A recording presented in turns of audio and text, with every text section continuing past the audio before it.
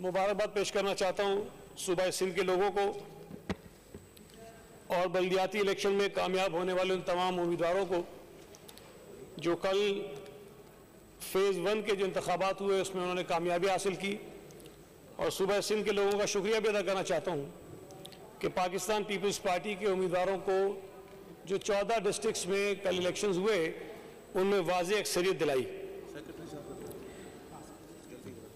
मैं कोशिश करूंगा कि किसी बात को रिपीट ना करूं, इसलिए मुझे अंदाज़ा है कि वक्त थोड़ा महदूद है। कुछ चीज़ें मैं डिपार्टमेंट्स के हवाले से बता दूं, कुछ सवालात यहाँ उठाए गए उनका जवाब दूंगा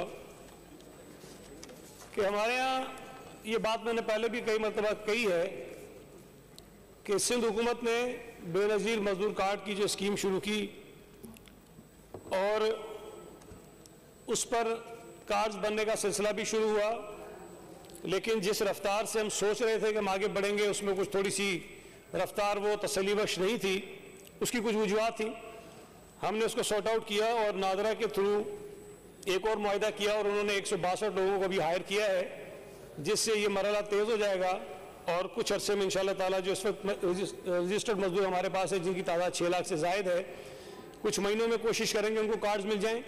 फिर जो मजदूर रजिस्टर्ड नहीं हमारे पास उनको कार्ड्स देंगे और उसके बाद वो मजदूर जो सेल्फ एम्प्लॉयड हैं, जो अपना काम करते हैं, उनके लिए रजिस्ट्रेशन हम ओपन करेंगे और ये काम इंशाअल्लाह ताला आगे बढ़ेगा। और ये बहुत बड़ा काम है जिसकी तफसील में फिर किसी वक्त बताऊँगा। मुझे ये बात भी कहते हुए खुशी हो रही है कि पाकिस्तान पीपल्स पार्टी की सिंध हुकूमत ने सबसे पहले इस मुल्क में 25,000 मिनिमम वेज की बात की। उसकी चीफ मिनिस्टर साहब ने, काबीना ने मंजूरी दी।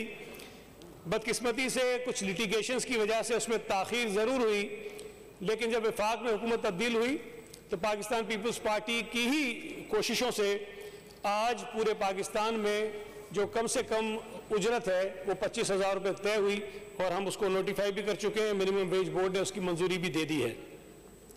एक बहुत बड़ा इशू हमारा लॉन्ग स्टैंडिंग एक मसला है, हमने कई मरतबा कोशिश की लेकिन वो मसला हल नहीं हो पा रहा था कि 18th अमेंडमेंट के बाद लेबर डिपार्टमेंट को मुकम्मल तौर पर डिवॉल्व होना था सूबों में, और आज भी जो EOBI है वो वफाकी हुकूमत के पास है। वर्कर वेलफेयर फंड जो है वो आधा इस्लामाबाद में है, आधा सूबों के पास है। वो इशूज़ हमारे रिजॉल्व नहीं हो रहे हैं। वज़ीर आज़म शहबाज शरीफ साहब जब यहाँ कराची आए थे और उन्होंने सिंध कैबिनेट से मुलाकात की तो मैंने इशू ये रेज़ किया था वहाँ पर, और उस मीटिंग के बाद एक फॉलोअप मीटिंग भी इस्लामाबाद में हमारी हुई है। और हमारी कोशिश है कि EOBI वर्कर वेलफेयर फंड फौरी तौर पर सूबों को डिवॉल्व हो, इसलिए कि हमारा जो प्लान है मजदूरों की वेलफेयर के लिए वो बड़ा कम्प्रीहेंसिव और जामे है, और इस डेवल्यूशन के रास्ते में रुकावट की वजह से हम उस पर अमल दरामद नहीं कर पा रहे हैं। आज भी सूबा सिंध के वर्कर वेलफेयर बोर्ड के अरबों रुपए हमारे अदालतों में पड़े हुए हैं, अरबों रुपयों के ऊपर लोगों ने स्टे ऑर्डर्स लिए हुए हैं और वो इशू हमारा सॉर्ट आउट नहीं हो रहा है। इंशाअल्लाह ताला कोशिश हम कर रहे हैं कि कुछ महीनों में इस झगड़े को ख़त्म करें और इस बात को आगे बढ़ाएं। फेडरल मिनिस्टर से भी मुलाकात हुई है, प्राइम मिनिस्टर साहब को भी इसका पता है, हम कोशिश कर रहे हैं कि ये हम कर लें। मैडम, हमारे यहाँ वर्कर वेलफेयर फंड जो है वो बच्चों को किताबें, यूनिफॉर्म, जूते, ये तमाम चीज़ें दिया करता था और अब भी देते हैं, लेकिन उसको ट्रांसपेरेंट बनाने के लिए हमने थोड़ा सा तरीक़ेकार चेंज किया और गवर्निंग बॉडी ने उसकी अप्रूवल दी कि बजाय इसके कि डिपार्टमेंट किताबें खरीदे, जूते खरीदे, यूनिफॉर्म खरीदे, बस्ते खरीदे, हमने हर बच्चे के हिस्से के पैसे उसके वालिद के अकाउंट में ट्रांसफ़र करने का सिलसिला शुरू किया ताकि बराह रास्त पैसा उनके अकाउंट में जाए और बीच में जो मिडिल मैन का किरदार है या जो प्रोक्योरमेंट है हम उससे निकल आएँ, और वो काम हमने शुरू कर दिया है। यहाँ कुछ बातें हुई कि नौकरियाँ किसी को नहीं मिली। मैं गवर्नर नवीद साहब को कई दफ़ा कह चुका हूँ और दोबारा भी दोहरा देता हूँ, ये बात सरीहन गलत है। और जिन्होंने भी इनको इन्फॉर्मेशन दी है ये बिल्कुल गलत है कि जब ये कहते हैं कि जी कराची के लोगों को एक भी नौकरी नहीं मिली है, ये बिल्कुल गलत बात है। अभी हालिया दिनों में जो सबसे बड़ी एम्प्लॉयमेंट हुई है, हायरिंग हुई है, सरदार शाह साहब ने ज़रूर जिक्र किया होगा कि कुछ 47,000 से ज़ायद, चीफ मिनिस्टर साहब ने भी अपनी तकरीर में जिक्र किया, 47,000 टीचर्स हमने वन गो में अपॉइंट किए हैं। ये पूरे पाकिस्तान में एक ही साथ अपॉइंटमेंट होने वाला सबसे बड़ा नंबर है, किसी सूबे ने नहीं किया है। اور میں بھی اس کا حصہ رہا ہوں, سردار شاہ صاحب بھی اس کا حصہ رہے ہیں. میں چیلنج کرتا ہوں کہ کوئی آدمی یہ کہہ جائے کہ اس 47,000 اپوائنٹمنٹس کے اندر کسی قسم کی کوئی حکومتی مداخلت ہوئی ہو. 100% پیورلی میرٹ پہ کیے ہیں, اور اس میں کسی قسم کی کوئی کہیں سے سفارش نہیں مانی گئی, کسی کو کچھ نہیں کیا. اور یہ نوکریاں یونین کونسل بیسڈ دی گئی ہیں. اگر تو صدر کے اندر کوئی یونین کونسل ہے تو وہاں ملازمتیں اسی یونین کونسل میں رہنے والے لوگوں کو ملی ہیں. تو اس کا مطلب یہ ہے کہ کراچی کی جو ملازمتیں ہوں گی, اگر وہ 10,000 کے قریب تھی شاید, تو وہ 10,000 نوکریاں کراچی میں رہنے والے ان یوسیز کے اندر رہنے والے لوگوں کو ملی ہیں جن کا وہاں کا ایڈریس ہے, جن کا پتہ ہے, جنہوں نے ٹیسٹ دیا. یہ میں آپ کو صرف ایک مثال بتا رہا ہوں, لیکن یہ کہنا غلط ہے. بے شمار لوگوں کو نوکریاں ملی ہوں گی. وہ الگ بات ہے کہ آپ کسی کو سرٹیفکیٹ ایشو کر سکتے ہیں کہ یہ کراچی کا ہے, کسی کو آپ نہیں ایشو کر سکتے کہ وہ نہیں ہے. یہ میں سمجھتا ہوں کہ کراچی میں جو لوگ رہتے ہیں, مجھے بھی یقیناً مانتے ہیں آپ کراچی والا, مانتے ہیں سر, تھینک یو ویری مچ. تو یہ جو لوگ کراچی کے ہیں ان کو کم از کم آپ کے ساتھ ہوں یا نہ ہوں, ان کو کراچی کا مانے, اور اگر ان کو کچھ چیز ملتی ہے تو یہ سمجھیں کہ کراچی کے لوگوں کو ملی ہے. K4 کا ذکر کیا کہ جی پیسے بہت کم رکھے گئے. یہ میں ہمارے پی ٹی آئی کے دوستوں کو بھی بتانا چاہتا ہوں. آپ کو یاد ہوگا میڈم کہ جب K4 کا منصوبہ یہ رکا تھا, اس کا ریویو ہوا, اس کی رپورٹ آئی, کچھ فلاز سامنے آئے اور اس کو ریوائز کرنے کی بات کی گئی. جب ہم نے کہا کہ یہ منصوبہ اس کے لیے کچھ پیسے درکار, مجھے ایگزیکٹلی یاد نہیں, پتہ نہیں شاید 75 ارب کی بات تھی, کتنے کے لیے شاید اتنے کا ہو جائے گا, تو مسنگ کمپوننٹ تھے اس کے اندر, وہ شامل کریں گے. تو بڑا شور مچا. وزیر اعظم نے عمران خان نے کہا ایک میٹنگ میں, اور شاید گورنر عمران اسماعیل صاحب نے تو باقاعدہ پریس کانفرنس میں کہا کہ اس کے اندر کرپشن ہے. چیف منسٹر صاحب نے بھی کہا, ہم نے بھی کہا کہ بھی تحقیقات کرائیں, کرپشن تو ہمیں لٹکا دیں. لیکن آج جب میں آپ سے بات کر رہا ہوں, پی ٹی آئی کی سابقہ حکومت جو ختم ہو گئی ہے, جنوری 2022 میں ان کی حکومت تھی, ایکنیک سے وہ منصوبہ ریوائز ہو کے اپروو ہوا ہے. 260 MGT کا منصوبہ جس پر ہم پر کرپشن کے الزامات لگائے جاتے تھے, وہ 126 ارب روپے کی منظوری دی ایکنیک نے اس کی. آج 126 ارب روپے کا منصوبہ ہے, اور اس کا افتتاح بھی شاید آنے والے کچھ دنوں میں جو ہے وہ ہو جائے گا. اور جو آپ کہہ رہے ہیں کہ اس بجٹ میں پیسہ کم ہے, تو وہ جو کراچی ٹرانسفارمیشن پلان بنا تھا اس میں کچھ منصوبے تقسیم ہوئے تھے کہ کیا کام صوبائی حکومت نے کرنا ہے, کیا کام وفاقی حکومت نے کرنا ہے. تو K4 کا جو منصوبہ تھا, اس کی جو ڈسٹریبیوشن کا پورا سسٹم تھا, وہ فیڈرل گورنمنٹ نے اپنے حصے میں لیا تھا. اس لیے 126 ارب روپے وابڈا کو دیں گے, اور وہ وہاں سے کام کریں گے. جو ہمارے حصے کا ہے وہ ہم اس میں کریں گے, جس میں لینڈ ایکوائر کر دیے, کچھ اور کام ہم نے کرنے ہیں. آپ نے اور کچھ اور بھی, میں تقریر ساری تو نہیں سن سکا, 2-4 میں نے سنی, تو کئی لوگوں نے یہ کہا کہ کراچی کے لیے اس بجٹ میں صرف 10 ارب روپے رکھے گئے ہیں. میں سمجھتا ہوں کہ یا تو وہ پیپر پڑھے نہیں, یا شاید جان بوجھ کے اس کو انہوں نے توجہ نہیں دی, ذکر نہیں کیا. میں تو گورنر نوین صاحب سے توقع کر رہا تھا وہ تقریر کا آغاز کریں گے کہ میں سندھ حکومت کا شکریہ ادا کرتا ہوں کہ کراچی میں پیپلز بس سروس کا آغاز ہو گیا, اور آج سے کراچی کے شہری اس بس کے اندر سفر شروع کر رہے ہیں. میں تو توقع کر رہا تھا کہ آپ شکریہ ادا کریں گے کہ ریسکیو 1122 جس کا مطالبہ کافی عرصے سے ہو رہا تھا, پچھلے کچھ ہفتے ہوئے ہیں, چیف منسٹر صاحب نے اس کا افتتاح کیا, وہ بھی کراچی کی سڑکوں پر آپ کو چلتی ہوئی نظر آ رہی ہوں گی. میں تو سوچا تھا آپ شکریہ ادا کریں گے. ڈسٹرکٹ سینٹرل میں جہاں سے آپ منتخب ہوئے ہیں, وہاں پر اس سال اربوں روپے کی اسکیمیں سندھ حکومت نے رکھی ہیں. آپ شکریہ ادا کریں گے. جہاں سے کورنگی سے جاوید حریف صاحب جیتے ہیں, ہمارا پیپلز پارٹی کا ایک چیئرمین یوسی کا نہیں تھا, وہاں پیپلز پارٹی نے اربوں روپے کی اسکیمز کروائی ہیں, اور بھی جاری ہیں. آپ شکریہ ادا کریں گے کہ ہم یلو لائن شروع کر رہے ہیں. آپ شکریہ ادا کریں گے کہ ریڈ لائن کا منصوبہ شہر میں شروع ہو گیا ہے. آپ شکریہ ادا کریں گے کہ ہر ضلع کے اندر ہم نے مختلف علاقوں میں جو پاس غیر آباد ہو گئے تھے, برباد ہو گئے تھے, جس میں بازاریں لگ رہی تھیں, ان کو آباد کرنا شروع کر دیا ہے. اور بڑے بڑے منصوبے ہو رہے ہیں. لیکن جو 10 ارب کی اماؤنٹ پھنسی رہی ہے سب لوگوں کے دماغ میں, میں اس سال کا صرف آپ کو بتا رہا ہوں میڈم, جو کراچی کے لیے ایلوکیشن ہے وہ 125 ارب روپے کی ہے. اس میں 80 ارب روپے کے 750 کراچی اسپیسیفک کے منصوبے ہیں. 60 ارب روپے کی 483 کے 60 ارب روپے کے جو ایلوکیشن ہے 483 آن گوئنگ اسکیمز کے لیے ہے. 19.3 ارب روپے 267 جو نئی اسکیم ہے اس کے لیے ہے.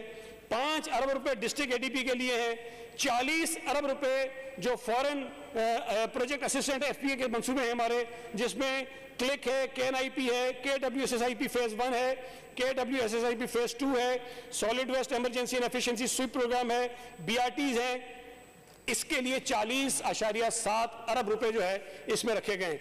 और कुछ पैसे ऐसे हैं जिसको आप डेवलपमेंट की मद में काउंट नहीं करते हैं। ये लंबी फहरिस्त है, लेकिन मैं आपको सिर्फ टोटल बता दूं कि 36.5 अरब रुपए कराची के लोगों की सेहत के लिए जो है वो मुख्तलिफ हॉस्पिटल्स को ग्रांट के तौर पर सिंध हुकूमत देती है, जिसमें NICVT भी है, जिसमें SIUT भी है, जिसमें इंडस भी है, जिसमें LRBT भी है, जिसके अंदर बेशुमार हॉस्पिटल्स हैं, प्राइवेट इदारे हैं जहां लोगों के मुफ्त कैंसर के इलाज भी होते हैं, NICH है और पेशेंट जो एसोसिएशन उसके थ्रू जो हम काम करते हैं वो। तो 36.5 अरब रुपए इस 125 अरब रुपए के अलावा हैं जो इस पे काम हो रहे हैं। और ये मैंने आपको सिर्फ 1 साल की एलोकेशन बताई है। इन मंसूबों की अगर टोटल लागत में निकालने जाऊं तो ये मैडम जो BRT है हमारी रेड लाइन, ये 66 अरब रुपए से ज्यादा की स्कीम है, 66 अरब रुपए से। और जो येलो लाइन है 61 अरब रुपए से ज्यादा की स्कीम है। जो हमारी KWSSIP है वो 14.7 बिलियन है, KNIP 10.2 अरब है, क्लिक जो है वो 33.6 बिलियन है, और जो स्वीप का प्रोजेक्ट है वो 16 अरब रुपए का है।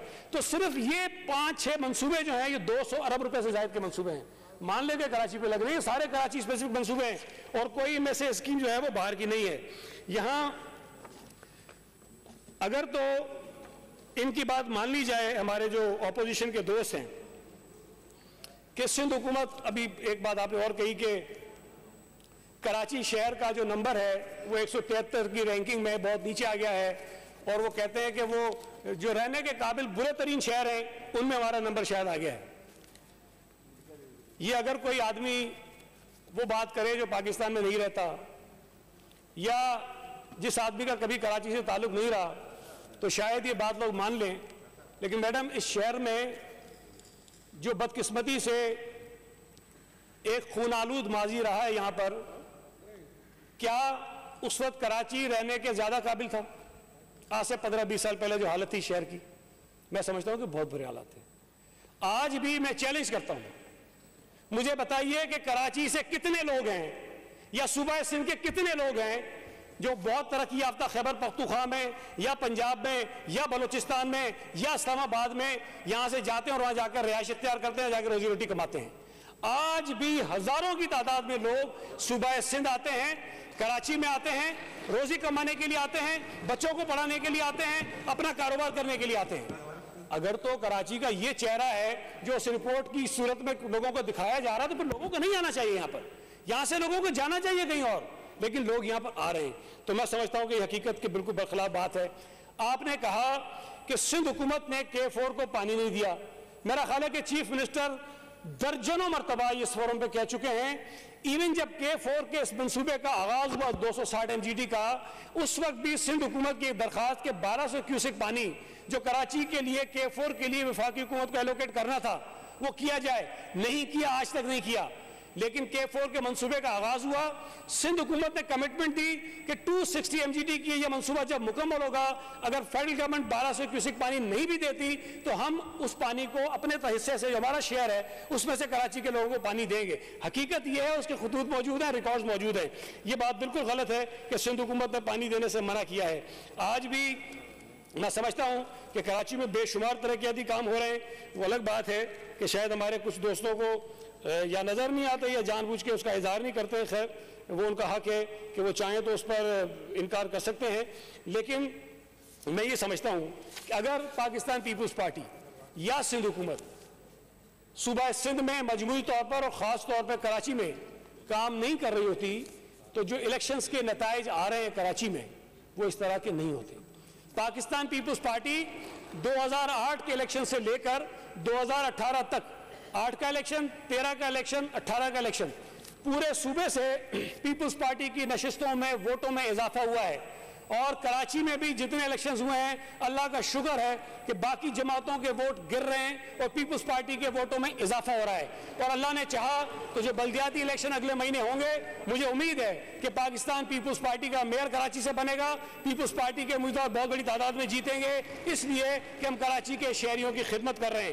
ابھی NA 240 کا الیکشن ہوا ہے، وہاں پر ہمارے 7,500 ووٹ تھے 2018 میں، جب ٹرن آؤٹ 37% سے زائد تھا۔ جب ٹرن آؤٹ گر کے 8% پہ آیا ہے تو پیپلز پارٹی کے ووٹ 7,500 سے 5,500 پہ آئے۔ ہمارے ووٹ 61 سے 10,000 نہیں ہوئے، ہمارے ووٹ 30,000 سے 10,000 نہیں ہوئے، ہمارے ووٹ گرے، لیکن اگر تناسب دیکھیں تو ہمارے ووٹ کم گرے، لیکن میں سمجھتا ہوں کہ وہ بھی کمی اس میں نہیں ہونی چاہیے تھی۔ NA 249 میں جب 40% ٹرن آؤٹ تھا، پیپلز پارٹی کے ووٹ تھے 5,500۔ جب ٹرن آؤٹ بہت کم ہوا، بائی الیکشن ہوا، تو پیپلز پارٹی وہ سیٹ جیتی اور ہم 5ویں نمبر سے جو ہے وہ چلے گئے پہلے نمبر پہ، پہلے نمبر والے آگے 5ویں نمبر پہ اور دوسرے نمبر والے آگے 6 نمبر پہ۔ تو یہ کراچی کے لوگوں کی اعتماد کا مظہر ہے کہ لوگ کراچی کے جو ہیں وہ پیپلز پارٹی پر اعتماد کر رہے ہیں، اور انشاءاللہ تعالیٰ بلاول بھٹو زرداری کی قیادت میں ہم اس کو مزید آگے بڑھائیں گے۔ مجھے تھوڑی سی اور بات کرنی ہے کہ پرچی میرے پاس آئی ہے کہ آپ کا ٹائم اتنے بجے ختم ہوگا۔ میڈم یہ جو شجیل میمن صاحب نے ذکر کیا کچھ باتوں کا، میں ریپیٹ نہیں کروں گا لیکن تھوڑا سا اضافہ اس میں ضرور کروں گا۔ ایک تو بڑا عجیب سا ایک سلوگن پھیلایا جاتا ہے کہ پاکستان کی عوام نے ایک جماعت کو اکثریت دی اور ان کے ساتھ ظلم اور زیادتی ہو گیا، امریکہ نے مل کے اور پتہ نہیں کس کس ملک نے مل کے ان کو حکومت سے ہٹا دیا۔ میڈم آج بھی جو جماعتیں وفاقی حکومت کا حصہ ہیں انہوں نے 2018 کے متنازع ترین الیکشن میں، جس میں PTI کو زبردستی جتوایا گیا، آج کی حکومت کی جو کولیشن حکومت ہے ان جماعتوں نے 70% ووٹ لیا ہے 2018 کے الیکشن میں، اور PTI کو 28% ووٹ ملا تھا۔ PTI کے پاس سمپل میجورٹی بھی نہیں تھی، PTI کی حکومت بھی کولیشن گورنمنٹ تھی، اور PTI کی حکومت ختم اس لیے ہوئی کہ ان کے اتحادیوں نے ان کا ساتھ چھوڑا ہے۔ ان کے اتحادی ظاہر ہے کہ ان کی نالائکی کا بوجھ اپنے کاندھوں پہ نہیں اٹھا سکتے تھے، انہوں نے مناسب سمجھا کہ اس کو چھوڑا اور عمران خان صاحب کو گھر بھیج دیا۔ اب مجھے سمجھ نہیں آتی کہ یہ جو ایک کہانی ہے کہ امریکہ نے ختم کیا، بھائی وہ کہتے ہیں مراسلہ جو ہے وہ آیا تھا 7 مارچ کو، ان کو پتا چلا کہ جی یہ کوئی سازش ہو رہی ہے، اور کسی امریکی آدمی نے جو ہے ہمارے سفیر کو کچھ کہہ دیا۔ 8 مارچ کو عدم اعتماد کی تحریک قومی اسمبلی میں جمع ہوئی ہے۔ 9 مارچ کو وزیر اعظم صاحب فرماتے ہیں میں تو شکرانے کے نفل ادا کر رہا ہوں کہ ان لوگوں کو میں نے ٹریپ کر لیا ہے، یہ میرے ٹریپ میں آ گئے ہیں، اور میرے پاس ٹرمپ کارڈ ہے، میرے پاس سرپرائز ہے، میرے پاس پتہ نہیں کیا کیا ہے، میں ان کو بتا دوں گا کہ میں کیا کیا کچھ کر سکتا ہوں۔ 27 مارچ کو جا کر انہوں نے اسلام آباد کے اندر وہ خط لہرایا، جب ان کو پتا تھا کہ اب ان کی حکومت جا رہی ہے، اور لفافت میں وہ دکھایا کہ میرے پاس یہ خط پڑا ہوا ہے۔ 27 مارچ تک بھی نہ امریکی سفیر کو بلا کر کوئی اس کو کوئی ڈانٹ ڈپٹ کی گئی، نہ اس کو ملک سے نکالا گیا، بلکہ اس دوران میں جو اسلامی OIC کی کانفرنس ہوئی تھی اس میں امریکی سرکاری حکومتی اہلکار کو بلایا گیا، ان کو دعوت دی گئی، ان کے ساتھ میٹنگز کی گئی، پھر وہ میٹنگز ہمارے وزیر خارجہ نے سوشل میڈیا پہ شیئر کی اور کہا کہ بڑی خوشی ہوئی ان سے مل کے کہ انہوں نے بہت اچھی اچھی باتیں کی اور ہم نے بڑی اچھی اچھی باتیں کی۔ یہ اس مراسلے کے آنے کے بعد کی باتیں تھی، ساری کچھ ہوتی رہی۔ پھر انہوں نے بیچ میں کہا کہ مجھے تو 4 مہینے سے پتا تھا کہ یہ کچھ ہو رہا ہے، پھر ابھی کہا کہ مجھے تو 1 سال سے پتا تھا کہ یہ سب کچھ ہو رہا ہے۔ میڈم یہاں سے جب بلاول بھٹو زرداری صاحب کی قیادت میں عوامی مارچ کراچی سے شروع ہوا، غالباً 28 فروری کو یا 27 فروری کو، بلاول بھٹو زرداری صاحب نے کراچی سے لے کر اسلام آباد تک جتنے مقامات پر اپنا خطاب کیا وہاں ایک بات انہوں نے ضرور کہی، انہوں نے کہا کہ کراچی کے لوگوں نے تم پر اعتماد کر دیا ہے، تم استعفیٰ دو، فوری طور پر الیکشن کا اعلان کراؤ۔ پھر وہ لاہور گئے، پھر مختلف جگہوں سے جا کے اسلام آباد گئے، انہوں نے کہا کہ پورے ملک کے لوگوں نے تم پر اعتماد کر دیا ہے، تم استعفیٰ دو اور گھر جاؤ، اور اگر تم استعفیٰ نہیں دو گے تو ہم نو کانفیڈنس کا موشن اسمبلی میں لے کر آئیں گے اور تمہیں نکالیں گے۔ اس وقت تک عمران خان کہہ رہا تھا، ان کے تمام جو وہ 300-400 ترجمان تھے، بھوپو تھے، وہ سب یہ کہہ رہے تھے کہ ہم نہ صرف یہ کہ 2023 تک رہیں گے بلکہ 2023 میں بھی جیتیں گے، 2 اکثریت لائیں گے، 2028 تک رہیں گے. کوئی الیکشن کرانے کا موڈ نہیں تھا. پھر بعد میں جو آئین شکنی ہوئی، ڈپٹی اسپیکر نے کی، صدر پاکستان نے کی، وزیر اعظم نے کی، سب نے مل کے اس ملک پاکستان کے آئین کو توڑا، جس کا میں اور آپ نے حلف اٹھایا ہے کہ ہم اس کی پاسداری کریں گے، اس کو ڈیفینڈ کریں گے. ہم نے سب نے اس کا حلف اٹھایا ہے. انہوں نے حلف اٹھا کر آئین کی خلاف ورزی کی. جب سپریم کورٹ نے سو موٹو نوٹس لیا تو عمران خان صاحب جگہ جگہ تھے میں نے کون سا گناہ کیا ہے؟ آئین توڑنا بہت بڑا گناہ ہے، آئین توڑنا بہت بڑا جرم ہے جو عمران خان نے کیا تھا. اور میں سمجھتا ہوں، میں تو بار بار کہتا ہوں کہ اس کی سزا ملنی چاہیے، اس پر پوچھ گچھ ہونی چاہیے. لیکن بدقسمتی سے بجائے اس کے کہ ہمارے اسٹیبلشمنٹ کے، فوج کے، عدلیہ کے اس کردار کو اپریشیٹ کیا جائے گا، اپنے آپ کو پالیٹکس سے باہر نکال رہے ہیں. آج ڈیمانڈ یہ ہو رہی ہے، آج روز بات کر رہے ہیں کہ فوج وہ غیر آئینی کام کیوں نہیں کرتی جو بدقسمتی سے ہماری ماضی کی تاریخ میں ہوتا رہا ہے کہ وہ سیاست کے اندر مداخلت کریں. جب یہ نو کانفیڈنس کا موشن آ رہا تھا اس سے پہلے پیپلز پارٹی بار بار یہ مطالبہ کرتی رہی ہے، پی ڈی ایم کی جماعتیں یہ بار بار مطالبہ کرتی رہی ہیں کہ فوج کی مداخلت سیاست میں ختم ہونی چاہیے. میں نے نہیں کہا تھا، پرویز الہی جو آج بھی ان کا چہیتا ہے وہ یہ کہتا ہے کہ ان کی نیپیاں بدلتے رہے، ان کو تو سیاست سکھائی نہیں انہوں نے. ہر نیپی جب آپ خود بدلیں گے تو بچہ چلنا کا سیکھے گا. جب نیپیاں بدلنا چھوڑی تو انہوں نے گند کر دیا. اب یہ اس بات پہ پریشان ہیں کہ ہم کس طرح سے فوج کو وہ غیر آئینی کام کرنے پر مجبور کریں کہ وہ سیاست کے اندر مداخلت کرے، اور جس طرح 2018 میں ان کو حکومت میں بٹھایا تھا دوبارہ ان کے ان کو کاندھے فراہم کرے اور ان کو اقتدار میں لائے تاکہ یہ دوبارہ ملک کا بیڑا غرق کرے. میں یہ سمجھتا ہوں کہ فوج کا یہ عمل انتہائی قابل تعریف ہے. ہم یہ ڈیمانڈ کرتے ہیں کہ یہ طے ہونا چاہیے کہ فوج اپنا کام کرے گی، جو اس کی آئینی ذمہ داریاں ہیں، قانونی ذمہ داریاں وہ پوری کرے گی، اور پولیٹکس کو پولیٹیشین کے لیے چھوڑے، سیاسی جماعتوں کے لیے چھوڑے. ہم جانے عمران خان جانے، ہم جانے پی ٹی آئی جانے، ہم آپس میں مقابلہ بھی کریں گے، الیکشن میں بھی لڑیں گے، لیکن بیرونی مداخلت نہیں ہونی چاہیے. سپریم کورٹ آف پاکستان کو بھی میں یہ سمجھتا ہوں کہ عمران خان جو روزانہ دھمکیاں دیتا رہتا ہے ان دھمکیوں میں نہیں آنا چاہیے. آئین اور قانون کے مطابق فیصلے ہونے چاہیے. کل تک الیکشن کمشنر ان کا چہیتا تھا، کل تک باجوہ صاحب ان کے بڑے فیوریٹ تھے، کل تک چیف جسٹس ان کا فیوریٹ تھا. آج اگر وہ آئین اور قانون کے مطابق اپنے آپ کو چلا رہے ہیں تو الیکشن کمیشن سب سے برا ہو گیا ہے، سپریم کورٹ بھی بہت برا ہو گیا ہے، اور ہماری پاک فوج کو، آرمی چیف کو جس قسم کی غلیظ یہ کمپین چلا کر ان کو خراب کر رہے ہیں. میں یہ نہیں سمجھتا کہ عمران خان کسی طرح اس ملک کی خدمت کر رہا ہے. میں یہ بات بارہا کہہ چکا ہوں کہ جو شخص اپنی ذات سے اوپر نہیں دیکھتا وہ اس ملک کا وفادار نہیں ہے. عمران خان اس ملک کے اداروں کا دشمن ہے، عمران خان اس ملک کا دشمن ہے. عمران خان اس وقت اس ملک کے لیے سب سے بڑی سیکیورٹی تھریٹ ہے.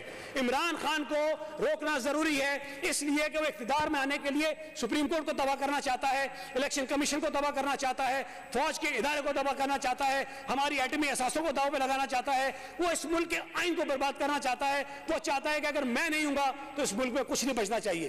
جس آدمی کی سوچ یہ ہو کہ اگر یہ حکومت آ جائے تو اس سے بہتر ہے کہ ایٹم بم مار دو، آپ اس آدمی کو نارمل کہہ سکتے ہیں کیا؟ آپ بتا دیتا ہوں. بڑی مہربانی، آپ نے یاد کرا دیا، بڑی مہربانی، بہت شکریہ، thank you very much madam. اچھا میں نے یاد کرا دیا نیب کی. میں تو اس لیے نہیں بولا تھا کہ شرجیل بول چکا تھا، اب بول دوں میں ذرا. نہیں تسلی کراتا ہوں میں آپ کی، ابھی تسلی کرا. جی تسلی کراتا ہوں. میڈم، ہم پر الزام لگتے رہے، آصف علی زرداری صاحب جیل میں گئے، شرجیل انعام احمد جیل میں گئے، آغا سراج درانی جیل میں گئے، خوشی شاہ صاحب جیل میں گئے، ادی فریال ٹالپور صاحبہ جیل میں گئی، اور پتہ نہیں ہمارے کتنے لوگ عدالتوں اس کے ضرور جا کے انہوں کو ریلیف ملا. لیکن 2 سال تک ضمانتیں نہیں ہوئی، کیس نہیں لگتے تھے. یہاں تو ایک محترمہ کو گاڑی سے اسلام آباد کی پولیس نے پکڑا، رات کو اسلام آباد ہائی کورٹ لگتا ہے، رات کو ان کو ریلیف ملتی ہے. اچھی بات ہے، قانون کے مطابق ملنی چاہیے. یہ سہولتیں ہمیں نہیں تھیں. سوال یہ پیدا ہوتا ہے کہ یہ گوگی اور گوگوں کو واپس لائیں گے. سوال یہ پیدا ہوتا ہے کہ جو آدمی کہتا تھا کہ اسرائیل کے وزیر اعظم کو تحفہ ملا تو پتہ نہیں اس سے وہ پولیس تفتیش کر رہی ہے، یہاں کہتا میری گھڑی تھی، میرا تحفہ تھا، بیچ دیا، مجھ سے کیوں پوچھتے ہو؟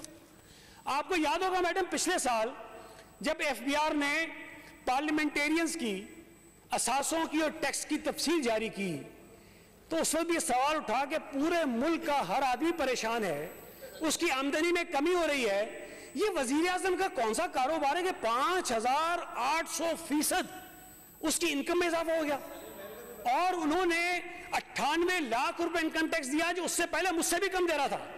آج بھی میرے پاس اپنا گھر نہیں ہے, میں اپنے ابا کے گھر میں رہتا ہوں سارے بھائیوں کے ساتھ. وزیر اعظم 300 کینال کے میں اس میں فنی کالا میں رہتا ہے, اس کا ٹیکس مجھ سے کم تھا, اور پچھلے سال اس نے 5800% انکم بڑھا دی. پتا چلا وہ توشہ خانے پر ڈاکہ پڑا, اس توشہ خانے پہ ڈاکہ پڑا, تحفے جو ملے وہ لیے, چلو بھائی لے لیے, اس میں بھی قانون ہے کہ 20% 50 لے لو. کوئی ایسا وزیر اعظم آیا ہے جس نے تحفے لیے اور وہ بیچ دیا ہو؟ آصف علی زرداری صاحب پر کیس کیا ہے کہ آپ کو ایک گاڑی ملی تھی اور وہ گاڑی آپ نے لے لی بلٹ پروف, آج بھی وہ گاڑی بکی نہیں ہے, آج بھی وہ گاڑی بکی نہیں ہے, کیس بنا ہوا ہے.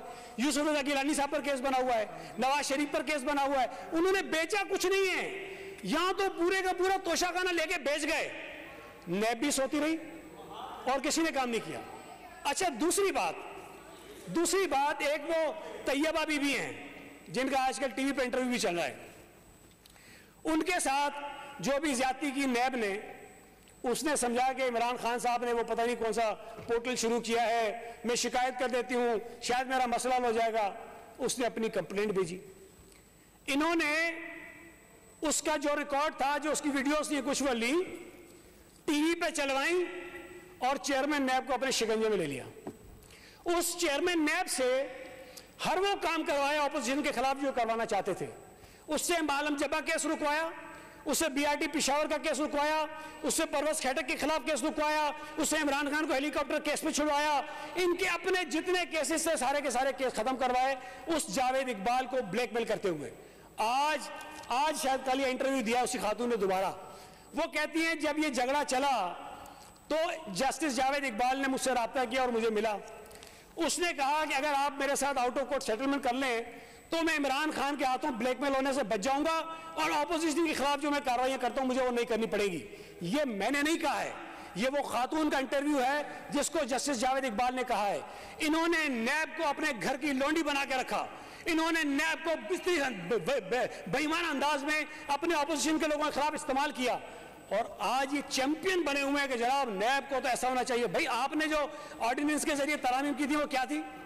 آپ کا اسد عمر کیا کہتا تھا کہ جی نیب کے ہوتے ہوئے ملک کا نظام نہیں چل سکتا, شیخ رشید کیا کہتا تھا, شوکت ترین کیا کہتا تھا, عمران خان کیا کہتا تھا. جب اسمبلی نے نیب قانون میں ترمیم کی منظوری نہیں دی, انہوں نے آرڈیننس جاری کیا. جب وہ آرڈیننس لیپس ہوا, انہوں نے دوبارہ آرڈیننس جاری کیا.